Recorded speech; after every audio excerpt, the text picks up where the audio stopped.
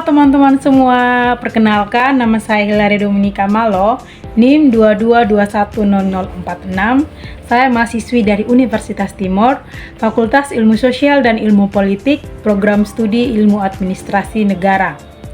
Nah, di video ini saya akan menjelaskan hasil review saya dari salah satu buku karya Sumadi Dila yang berjudul Komunikasi Pembangunan.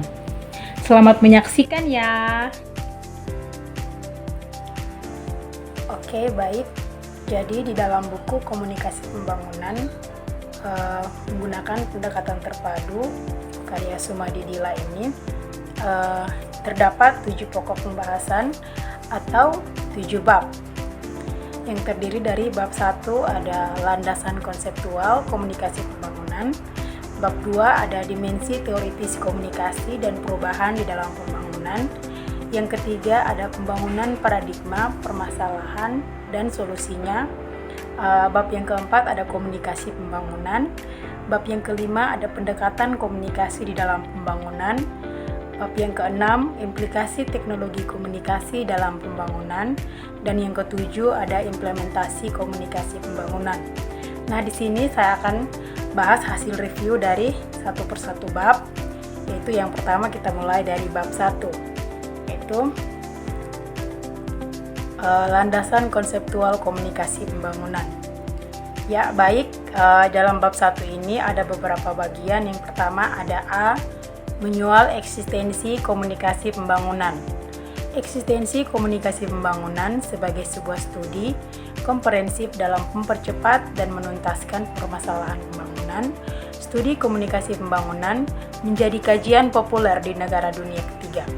Secara konseptual, komunikasi pembangunan bersumber dari teori komunikasi dan teori pembangunan yang saling menopang. B. Ada pengembangan konsep dan istilah, yang dimana jurnalisme pembangunan menurut Lane pada tahun 1977 di dalam UNDP tahun 2001, para pelopor jurnalisme pembangunan di Asia berkeyakinan bahwa untuk memasuki ke jantung permasalahan pembangunan, para jurnalis harus memahami ekonomi.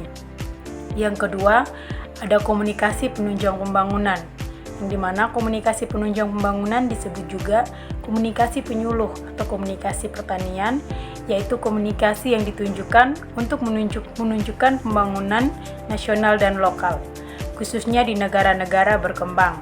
Yang ketiga ada komunikasi pembangunan, yaitu konsep atau istilah komunikasi pembangunan merupakan komponen penting di dalam proses pembangunan. Konsep komunikasi pembangunan tersebut memiliki ideologi sebagai berikut. A.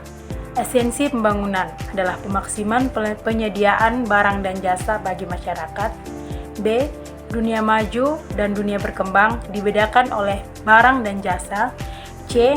Cara cepat dan efektif yang membawa perubahan kesadaran dilakukan melalui penggunaan teknologi yang berbasis komunikasi, terutama radio. Terus ada yang bagian keempat, istilah lain yang relevan, yaitu penyuluh pembangunan, pengembangan masyarakat, pendidikan luar sekolah, rekayasa sosial, dan yang lainnya. Yang berikut C, aspek teoritis yang berpengaruh. Berdasarkan penjelasan di bagian awal, secara ilmiah aspek teoritis komunikasi pembangunan dapat ditelusuri melalui sumbang pemikiran dari teori-teori besar sebagai cikal bakal lahirnya embrio komunikasi pembangunan dan teori-teori perubahan sosial di dalam masyarakat, yaitu teori evolusi dan teori fungsionalisme. Di bab yang kedua akan kita bahas tentang dimensi teoritis komunikasi dan perubahan di dalam pembangunan.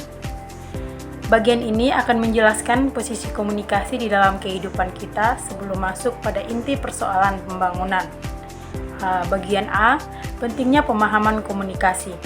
Karena melalui proses komunikasi, orang dapat saling mengenal, memahami, dan menerima satu sama lain. Begitu pentingnya komunikasi di dalam kehidupan kita, sehingga kita tidak dapat berbuat tanpa komunikasi. Tanpa komunikasi, sulit rasanya kita bisa melakukan keseimbangan, kesetaraan, dan keharmonisan yang didambakan di dalam kehidupan. B. mendefinisikan komunikasi perubahan. Yang pertama, komunikasi adalah suatu proses. Yang kedua, komunikasi adalah pertukaran pesan. Yang ketiga, komunikasi adalah interaksi yang bersifat multidimensi.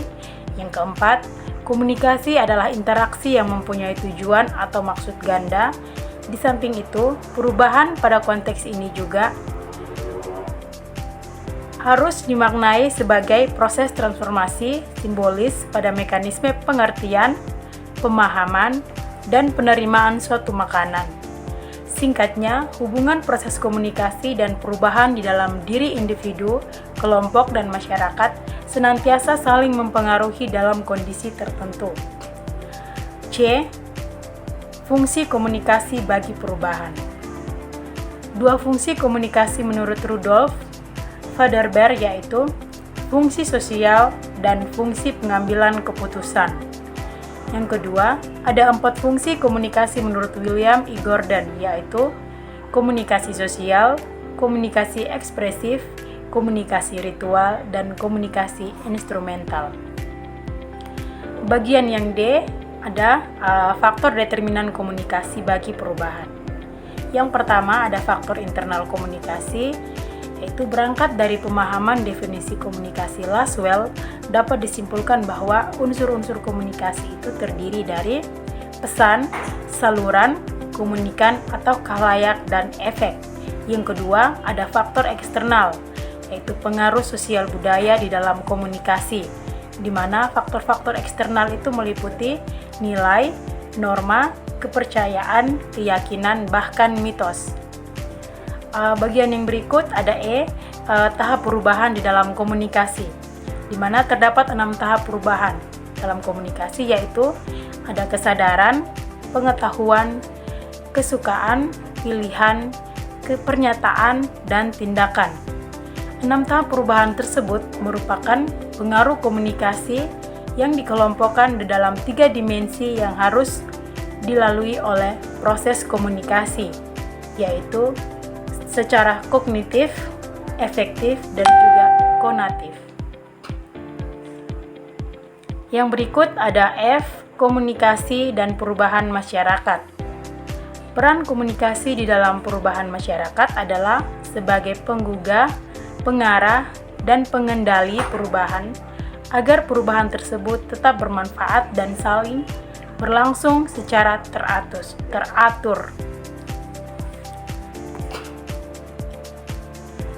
Yang berikut G, yaitu relevansi komunikasi pada pembangunan, yaitu merupakan seperangkat proposisi yang sistematis, metodis, logis, dan faktual untuk menjelaskan, mengontrol, dan meramalkan sesuatu. Realitas yang terdapat pada sebuah teori merupakan pemahaman subjektif manusia berdasarkan fakta empiris yang tersedia. Karena fakta yang ada merupakan kumpulan realitas objektif yang telah diorganisasikan dan saling berkaitan. Yang berikut ada H, penggunaan teori persuasif komunikasi, yang dimana teori komunikasi ini yang menjadi rujukan dan dianjurkan untuk perubahan diri kelompok sosial masyarakat berkaitan dengan pembangunan, yaitu yang pertama, ada teori komunikasi interpersonal. Di dalam teori komunikasi interpersonal ada A. Teori disonansi kognitif, B. Teori pertukaran sosial. Yang kedua ada teori-teori komunikasi kelompok, yaitu di dalam teori ini dibagi menjadi beberapa bagian, yaitu A. Teori keseimbangan dari Heider, B. Teori ABX Newcomb, C. Teori perbandingan sosial, D. Teori sosiometris Moreno, E. Teori analisis proses interaksi dari Bales. Yang ketiga ada teori-teori komunikasi massa, yaitu ada A. Teori kategori sosial, B. Teori pembelajaran sosial, C. Teori dependensi media, dan D. Teori difusi inovasi. Yang berikut kita masuk pada pokok pembahasan atau bab yang ketiga, yaitu pembangunan paradigma permasalahan dan solusinya. A. Pengertian paradigma. Yang dimaksud dengan paradigma dalam konteks ini adalah konstelasi teori, nilai, dan tema pemikiran untuk memahami kondisi sejarah dan keadilan sosial bagi kerangka konsepsi makna realitas sosial, yang artinya paradigma itu merupakan dasar pemikiran kita dalam melihat suatu realitas sehingga mampu mempengaruhi apa yang dipilih, dilihat, dan diketahui. Melalui paradigma, kekuatan mempengaruhi pikiran bisa jadi dominan tanpa melihat masalah secara baik dan benar. Yang berikut ada B, pengertian dan definisi pembangunan. Berikut ini beberapa batasan dari para ahli yang dapat menggambarkan bahwa pengertian pembangunan ternyata banyak diambil dari sudut pandang yang berlainan. Antara lain, ada Ignatullah pada tahun 1976 yang mendefinisikan pembangunan sebagai perubahan menuju pola-pola masyarakat yang lebih baik dengan nilai-nilai kemanusiaan yang memungkinkan suatu masyarakat mempunyai kontrol yang lebih besar terhadap lingkungan dan tujuan politiknya. Juga memungkinkan warganya memperoleh kontrol yang lebih terhadap diri mereka sendiri. Yang kedua ada Searle pada tahun 1977, di mana ia mendefinisikan pembangunan sebagai suatu istilah teknis yang berarti membangkitkan masyarakat di negara-negara dengan berkembang dari kemiskinan. Tingkat membangkitkan masyarakat di negara-negara yang sedang berkembang dari kemiskinan itu, di mana juga dikemukakan oleh Malek Huruf, literasi atau rate yang rendah, pengangguran, dan ketidakadilan sosial. Yang berikut ada Rogers pada tahun 1969 dan 1971 yang mengatakan bahwa pembangunan sebagai proses yang terjadi pada level atau tingkatan sistem sosial, sedangkan modernisasi sebagai proses yang terjadi pada level individu. Yang keempat ada menurut PBB atau United Nations, di mana pembangunan masyarakat dirumuskan sebagai suatu proses melalui usaha dan praksara masyarakat sendiri ataupun kegiatan pemerintahan di dalam rangka memperbaiki kondisi ekonomi sosial dan budaya. Yang berikut ada secara eksplisit Sanders dalam Surhayanto pada tahun 2006 memandang pembangunan sebagai yang pertama suatu proses, yang kedua merupakan suatu program, yang ketiga merupakan suatu gerakan, dan juga yang keempat merupakan suatu metode. Yang berikut menurut Bjorn pada tahun 2001, pembangunan adalah proses perubahan yang bersifat multidimensi menuju kondisi yang semakin mewujudkan hubungan yang serasi antara kebutuhan needs dan sumber daya resource melalui pengembangan kapasitas masyarakat untuk melakukan proses pembangunan. Lanjut, bagian C, paradigma dan teori awal pembangunan, di mana paradigma awal pembangunan pada mulanya banyak terinspirasi oleh 3 teori besar tentang perubahan sosial pada masyarakat, yaitu teori modernisasi, teori ketergantungan, dan juga teori sistem dunia. Masing-masing teori ini bersaing ketat karena pada akhir tahun 1950-an teori modernisasi lahir. Kemudian pada akhir tahun 1960-an lahir aliran paradigma yang lebih radikal, yaitu teori ketergantungan atau teori dependensi. Selanjutnya pada pertengahan 1970-an lahir paradigma baru, yaitu teori sistem ekonomi dunia atau the world system atau world economy perspektif, yang tampil menguji isu-isu pembangunan kedua teori terdahulu. Akhir tahun 1980-an, ketiga aliran bergerak, saling melakukan sintesis. Singkatnya, sisi pandang dari 3 teori ini melihat kondisi keterbelakangan dan keterpurukan ekonomi akibat berbagai situasi.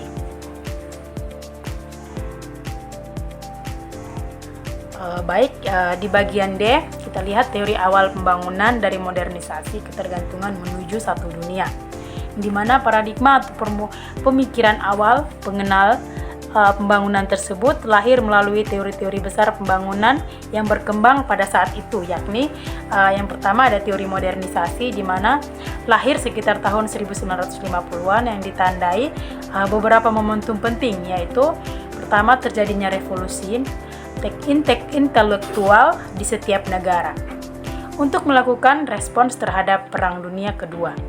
Yang kedua, terjadinya Perang Dingin antara negara komunis di bawah pimpinan negara sosialis Uni Soviet atau USSR yang berideologi sosialis dan Amerika Serikat yang berideologi kapitalis. Yang kedua ada teori ketergantungan. Kemunculan teori ketergantungan merupakan hasil analisis terhadap suatu modernisasi, sehingga teori ini terlahir sebagai kritikan sekaligus tanding teori sebelumnya. Kemudian teori ini didasari fakta lambatnya pembangunan yang memperlakukan intervensi eksternal bagi negara-negara yang sedang berkembang. Yang ketiga ada teori sistem dunia. Teori ini merupakan aliran penting yang lahir paling akhir yang menawarkan organisasi penafsiran baru terhadap berbagai peristiwa penting di tahun 1970-an seperti industrialisasi Asia Timur, krisis negara sosialis, dan hadirnya gelombang baru kolonialisme. Dipengaruhi oleh teori dependensi dan ajaran Annales Prancis, teori sistem dunia menekankan akan pentingnya analisis totalitas yang berjangka panjang. Yang berikut ada bagian E, yaitu kritik paradigma pembangunan atau kemajuan atau kemunduran. Perkembangan paradigma pembangunan selama ini pada dasarnya hanya memperbesar ujung pemisah dan perbedaan antara negara kaya dan negara miskin secara ekonomis dan politis. Pola hubungan yang dinamis hanya menyisakan tingkat ketergantungan yang tinggi, arus perdagangan, industri, dan keuangan berada dalam persekutuan ekonomi dan politis sebagai suatu jaringan internasional yang luas dan dikuasai oleh negara-negara barat. F. Ada pembangunan atau konsep yang belum selesai. Menurut Frey dalam Nasution tahun 2004, pengertian pertumbuhan atau growth terasa terlalu luas, sedangkan industrialisasi terlalu sempit. Begitupun dengan istilah westernisasi yang terasa bersifat parokial atau sempit wawasannya dan meragukan, dan yang paling populer di antara semuanya adalah istilah modernisasi dan pembangunan kedua. Istilah itu seringkali dianggap bersinonim. Yang bagian G ada pembangunan atau penyebab dan akibat, yaitu dari beberapa alasan yang telah dijelaskan, penyebab kegagalan paradigma awal pembangunan sebagai berikut. Yang pertama, ada konsep pembangunan dimaknai hanya sebatas ideologi tunggal yang bersifat universal. Yang kedua, pendekatan teori ekonomi politik. Yang ketiga, terjadinya penyimpangan peristilahan konsep pembangunan yang digunakan. Yang keempat, ada praktik pembangunan yang dilakukan belum berpihak pada masyarakat. Dan yang kelima, ada lebih bernuansa pendekatan proyek ketimbang pendekatan program. Ya baik, kita lanjut ke bagian H, yaitu potret pembangunan di Indonesia. Potret pembangunan dipahami dari, oleh, dan untuk rakyat. Sejatinya pembangunan itu adalah sebuah proses menemukan, membuat, dan melakukan perubahan yang akan memberi kemudahan, perbaikan, dan manfaat bagi masyarakatnya. Sebaliknya, jika pembangunan tidak menyiratkan hal tersebut, dapat dipastikan akan gagal karena pembangunan tidak akan membawa perubahan dan manfaat bagi rakyat banyak sehingga perlu peninjauan ulang terhadap paradigma pembangunan.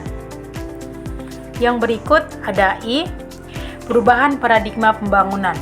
Berdasarkan pengalaman empiris dan bukti-bukti aktual di beberapa negara-negara berkembang, paradigma pembangunan model ekonomi memiliki kelemahan dan kekurangan. Untuk itu, perlu diimbangi dengan pemikiran baru yang lebih memadai seperti yang diungkapkan Todaro pada tahun 1994, yaitu sistem ekonomi perlu dianalisis dan didudukan pada konteks sistem sosial secara keseluruhan di negara tertentu, dan tentu saja juga dalam konteks global internasional.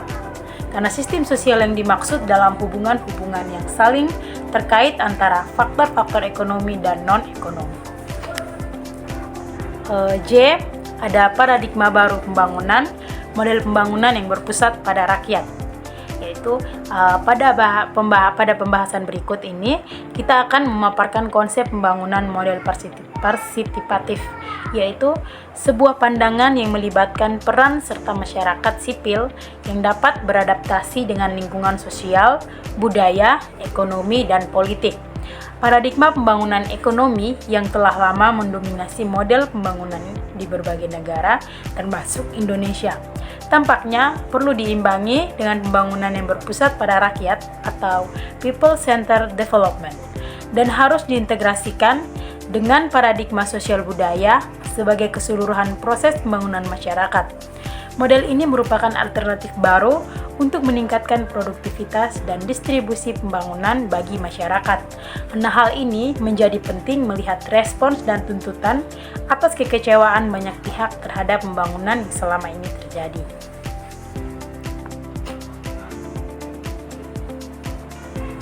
Bagian K, ada model pembangunan yang relevan. Berdasarkan pemikiran sebelumnya, model pembangunan yang berpusat pada rakyat perlu diwujudkan segera.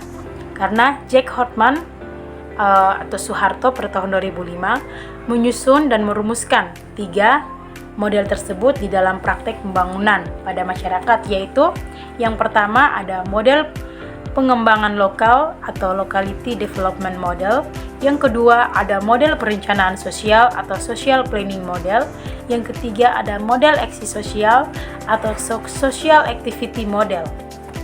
Bagian yang L ada perbandingan model pembangunan. Hal ini dimaksudkan untuk membandingkan beberapa model pembangunan telah, sedang, atau akan yang dilakukan. Dengan begitu kita mampu melihat, menganalisis, dan memilih strategi pendekatan yang tepat dan relevan. Model pembangunan tersebut meliputi yang pertama ada model pembangunan dengan indikator pertumbuhan ekonomi atau economic growth, yang kedua ada model pembangunan kebutuhan dasar atau kesejahteraan atau basic needs, yang ketiga ada model pembangunan yang berpusat pada rakyat atau people-centered development.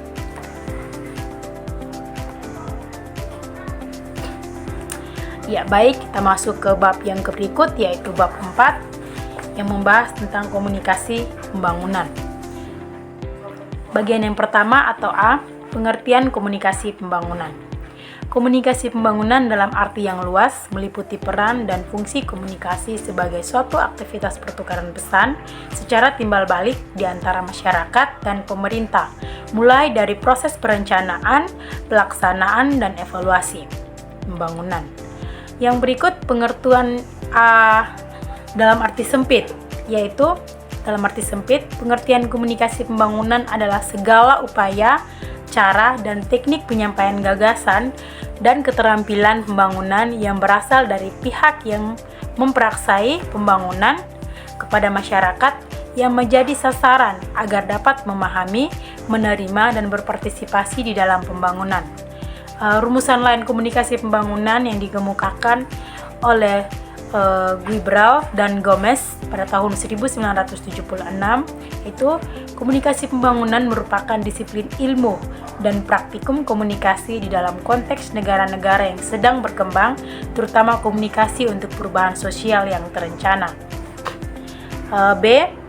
Ada perspektif komunikasi pembangunan. Di dalam sini ada dibagi menjadi beberapa bagian lagi. Yang pertama ada komunikasi pembangunan dalam perspektif psikologi. Pandangan psikologi melihat pentingnya suatu efek komunikasi sebagai akibat proses interaksi yang dilakukan melalui pesan-pesan komunikasi sehingga timbul efek di antara dari khalayak. Yang kedua, ada komunikasi pembangunan di dalam perspektif ilmu komunikasi menurut Lerner yang menyatakan bahwa sistem komunikasi merupakan indikasi sekaligus agen perubahan sosial. Akibatnya, perubahan pada masyarakat akan disesuaikan dengan sistem komunikasi masyarakat, atau tidak bermedia atau oral, bermedia atau mediaset, atau tradisional atau modern. Yang ketiga ada komunikasi pembangunan. Masalah distribusi informasi penerangan, pendidikan keterampilan, rekayasa sosial, dan perubahan komunikasi pembangunan merupakan proses penyebaran informasi, penerangan, pendidikan dan keterampilan, rekayasa sosial, dan perubahan perilaku. Bagian yang C ada problematika komunikasi pembangunan, kendala dan hambatannya.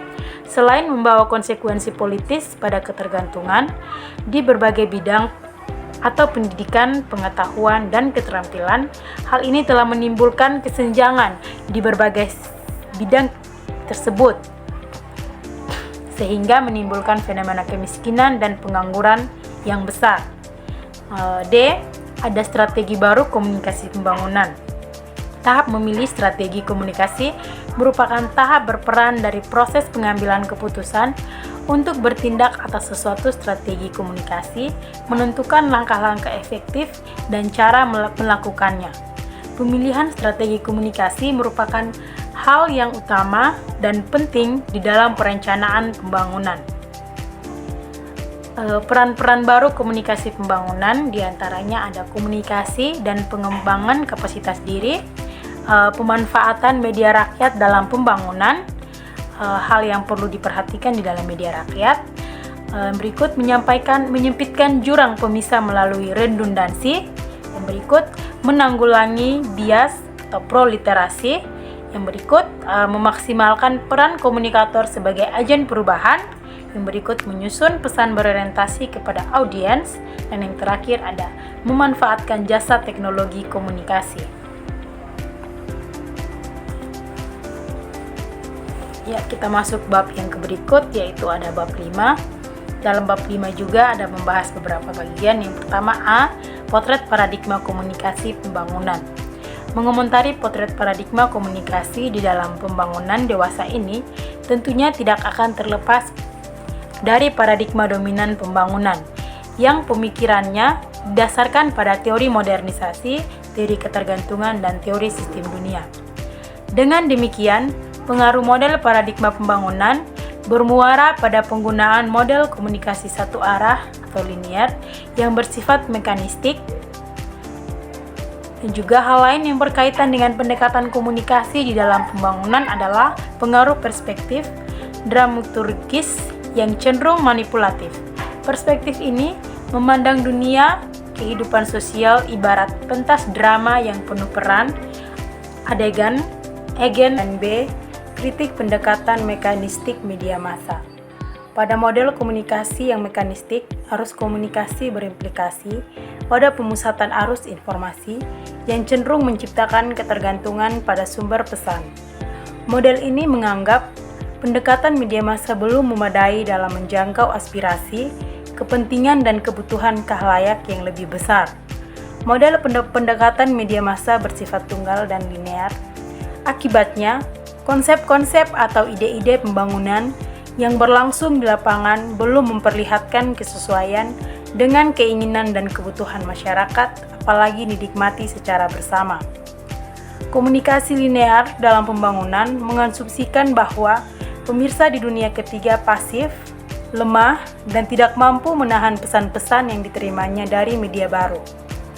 Fungsi-fungsi pokok komunikasi seperti modernisasi dan perubahan sosial, pluralisasi dunia kehidupan, dan sistem organisasi saling bertentangan dan kurang diperhatikan.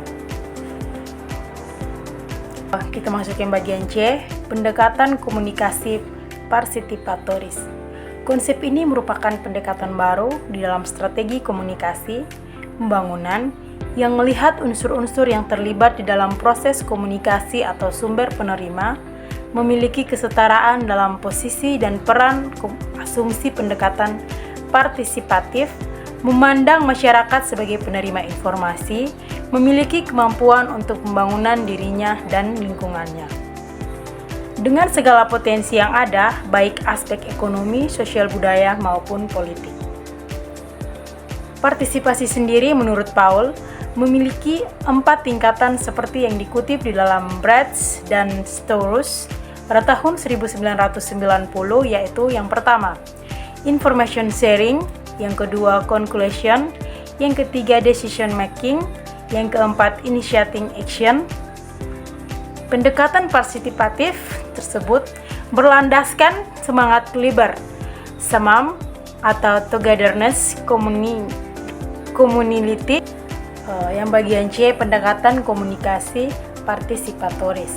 Konsep ini merupakan pendekatan baru di dalam strategi komunikasi pembangunan yang melihat unsur-unsur yang terlibat di dalam proses komunikasi atau sumber penerima memiliki kesetaraan di dalam posisi dan peran asumsi pendekatan partisipatif, memandang masyarakat sebagai penerima informasi, memiliki kemampuan untuk membangun dirinya dan lingkungannya. Dengan segala potensi yang ada, baik aspek ekonomi, sosial budaya maupun politik. Partisipasi menurut Paul memiliki 4 tingkatan seperti yang telah dikutip di dalam Bratz dan Storus pada tahun 1990, yaitu yang pertama, information sharing, yang kedua, conclusion, yang ketiga, decision making, dan yang keempat ada initiating action. Pendekatan partisipatif tersebut berlandaskan semangat kebersamaan atau togetherness communality dalam mengartikulasikan dan mempersepsikan sesuatu di dalam pikiran, sikap, dan tindakan, termasuk cara-cara memecahkan masalah bersama. Berikut, di dalam pendekatan partisipatoris, semua permasalahan yang dihadapi merupakan masalah bersama, sehingga cara menyelesaikannya pun perlu dipikirkan bersama. Selain itu, pendekatan partisipatoris memfokuskan pada penggalian dan pemanfaatan potensi media lokal atau indigenous media sebagai alternatif penggunaan media komunikasi modern bagi tumbuhnya partisipasi warga masyarakat setempat. Yang berikut, menurut Selves pada tahun 1996, mengatakan pendekatan partisipatoris lebih menekankan pada identitas budaya komunikasi lokal sebagai manifestasi dan tujuan pembangunan yang berpusat pada rakyat. Ya, kita masuk yang berikut, ada bab 6 atau pokok pembahasan yang ke-6, yaitu implikasi teknologi komunikasi di dalam pembangunan. Pada satu sisi, kemajuan teknologi berimplikasi pada penemuan bentuk dan jenis teknologi komunikasi yang cepat dan praktis, dan pada sisi lain, bentuk dan cara berkomunikasi pun ikut berubah. Menurut Everett M. Rogers dan Judith Gellersen, perkembangan teknologi yang relatif cepat ini memiliki ciri-ciri sebagai berikut. A. Pekerjaannya sangat terampil dan kebanyakan dari mereka adalah ilmuwan dan teknisi. B. Taraf pertumbuhan yang tepat. C. Perbandingan yang tinggi antara dana penelitian dan pengembangan serta penjualan. Pada bab yang ke-6 ini juga akan dibahas, yang pertama itu ada A, teknologi komunikasi dan dampaknya bagi pembangunan. Berikut ini beberapa dampak negatif dari globalisasi yang dibawa oleh kemajuan teknologi komunikasi, antara lain, yang pertama, munculnya mitos perkampungan global. Yang kedua, adanya kendali oleh pasar tradisional terhadap pasar lokal. Yang ketiga, semakin munculnya social gap. Yang keempat, meningkatnya jumlah pengangguran. Yang kelima, kesenjangan informasi. Dan yang keenam, overload of information. Pokok pembahasan yang kedua atau B, beberapa hal baru yang harus diperhatikan dalam komunikasi, yaitu bagi bangsa Indonesia, permasalahan yang berkaitan dengan informasi komunikasi dan komunikasi untuk tujuan pembangunan perlu memperhatikan hal-hal sebagai berikut. 1. Masyarakat Indonesia merupakan masyarakat menyumbuk yang terdiri dari beraneka ragam suku bangsa dengan latar belakang kebudayaan, agama, dan sejarah yang berbeda. Yang kedua, masyarakat yang majemuk ini sedang mengalami pergeseran sistem nilai sebagai akibat pembangunan yang pada hakikatnya merupakan proses pembaruan di segala sektor kehidupan. Yang ketiga, ada derasnya arus informasi dan komunikasi yang dibawa oleh media massa memperlancar kontrak-kontrak antar budaya. Dan yang keempat, ada pertambahan penduduk menuntut pertambahan sarana hidup, baik dalam kualitas maupun variasi. Kita lanjut untuk pokok bahasan atau bab yang ketujuh. Ini juga merupakan bab yang terakhir. Yaitu di sini ada membahas beberapa hal juga. Yang pertama atau A, ada komunikasi pembangunan dan perencanaan komunikasi. Sebagai sebuah pendekatan dan strategi komunikasi pembangunan, senantiasa memerlukan perencanaan komunikasi yang baik, karena dengan perencanaan komunikasi akan menentukan efektivitas keberhasilan pembangunan. Pengertian perencanaan memiliki banyak makna sesuai dengan pandangan masing-masing ahli yang belum terdapat batasan yang dapat diterima secara umum. Planning is nothing but planning is everything, yang artinya rencana tidak ada apa-apanya, tetapi perencanaan adalah segalanya. Yang pertama, tahap perencanaan komunikasi. Dalam tahap perencanaan komunikasi juga terdapat beberapa hal, yaitu A. Pemilihan komunikan, B. Penyusunan pesan, C. Penemu saluran, D. Frekuensi harus, C. Waktu dan tempat. Yang kedua, ada ciri-ciri perencanaan pembangunan. Yang ketiga, ada unsur-unsur pokok dalam perencanaan dan pengelolaan pembangunan. Yang keempat, ada proses dan siklus perencanaan pembangunan. Di bagian B, ada sasaran perubahan berorientasi pada khalayak, di mana suatu pesan yang baik selalu mempertimbangkan kebutuhan khalayak yang menjadi sasarannya. Dengan kata lain, ide atau gagasan yang disampaikan mampu mengeksplorasi daya imajinatif dan kreativitas seseorang sehingga mau bergerak dan bertindak. Harmoko pada tahun 1985 mengemukakan pesan yang disampaikan kepada khalayak haruslah, yang pertama, pesannya harus hangat atau aktual dan cocok dengan kepentingan khalayak. Yang kedua, pesannya harus menggugah hati khalayak sehingga gagasan dan perasaan yang disampaikan oleh si pembawa pesan sudah seperti milik si penerima pesan sendiri. Yang ketiga, pesannya harus menimbulkan dorongan bertindak bagi khalayak secara spontan dan penuh kesan. Bagian yang ketiga ada membangun jaringan media komunikasi.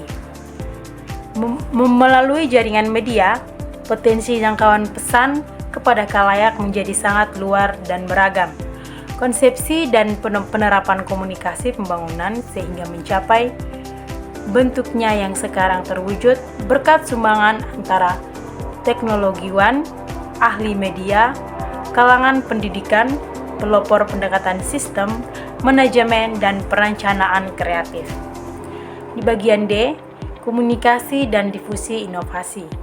Sebagai proses difusi inovasi di dalam pengertian komunikasi, difusi inovasi bertujuan mengubah masyarakat melalui penyebaran ide-ide dan hal-hal baru inovasi. Terdapat unsur-unsur utama, yaitu 1. Adanya suatu inovasi, 2.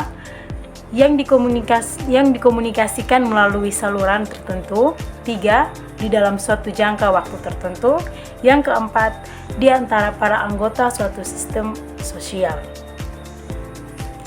Penyebarluasan inovasi memiliki 5 atribut yang menandai setiap gagasan atau cara baru, yaitu yang pertama, keuntungan relatif, yang kedua, keserasian, yang ketiga, kerumitan, yang keempat, dapat dicoba, dan yang kelima, terlihat.